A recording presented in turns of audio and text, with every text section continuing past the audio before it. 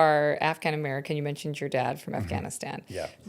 Freddie's and mine's mentor, a guy named Joe Ritchie, who passed away during COVID. He was the most magical human being. He was like Dumbledore and Yoda, and if all the mentors of William Wallace, if they all had a baby, it was this guy.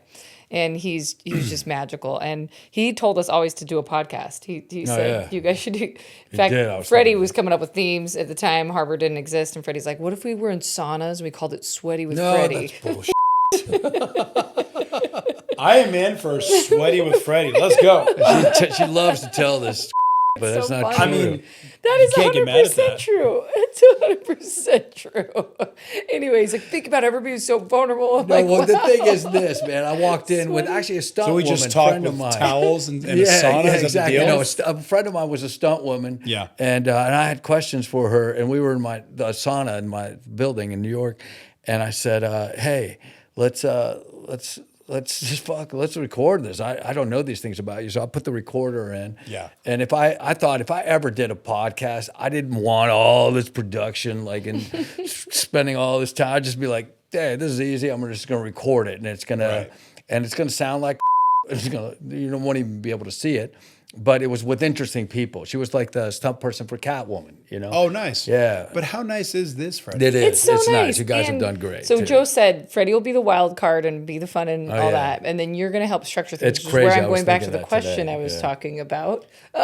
We need boss lady in our life, do, bro. we do. This is boss just the lady, truth. What do we do now?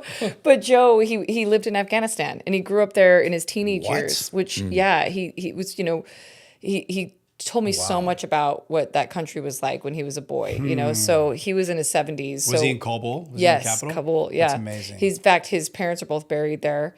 His family, his dad was gosh. an engineer. They opened a school. They were Christian, but they were unable to proselytize, so they were just there as a presence to love and like embody these values. But he fell so in love with the Afghan people, and it was just such an honor to hear his experience, especially in those formidable years as a teenager living there. Oh, wow. And one of the things I know you've been so amazing at being an advocate for is helping people reframe their thoughts about Muslim Americans and people from the Middle East, especially when so often they're depicted in these situations that are so unhelpful to hold an entire group of people in their totality. Now, of course, like it's heartbreaking to me that we get these stereotypes. We understand why they come, and it's human nature, but it's like so important that people give all this other color commentary, all these other stories and frames. But maybe you could talk a little bit about that work and how that's been for you. I mean, look, yes, stereotypes come from real life stories and things, right? But then that's where it needs to end.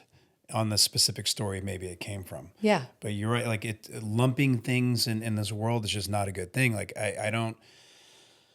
In regards to Islam, like when 9/11 happened, I personally didn't experience too much of it, but a lot of my relatives did here in America in regards to, just prejudice or racism or all these different things. And even like relatives who own cleaners who had booming business post 9/11, all of a sudden their business dropped. People felt weird. And, I'm just like, what are you doing? sad. Like, what do you think? We're sleeper cells? Like, what is that? Like, Oh. the only cells I have are like in my body. Like, what the sorry. But the Afghan people specifically, if you meet you know me, but I was born here in America, but like they are the sweetest people in the world. There's one thing that we really live by in regards to guests, right? It's called like mehman, is like when you have guests.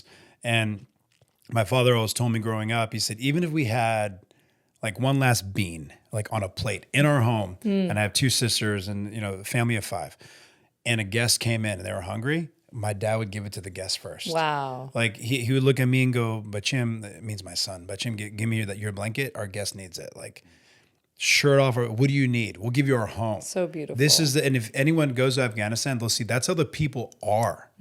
Right. And it's I love gorgeous. the Afghan people. Unfortunately, like with Taliban right now that's running it, like a lot of them during this whole, like the Biden pullout and everything aren't even Afghan. No. They're mixed from all these different countries. And to be honest, it's just a big gang and they're drug lords and they're taking money from the highest bidder. There's a lot of countries, our own included, unfortunately, that have different agendas. Yes. That's causing this thing.